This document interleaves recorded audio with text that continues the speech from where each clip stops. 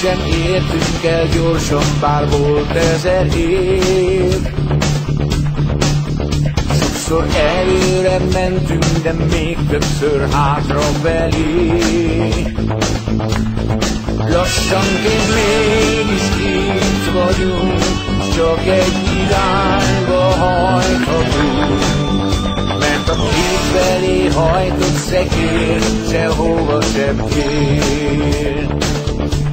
Nem kell, hogy szágulj, kell még a tegnap, hogy holnapot láss.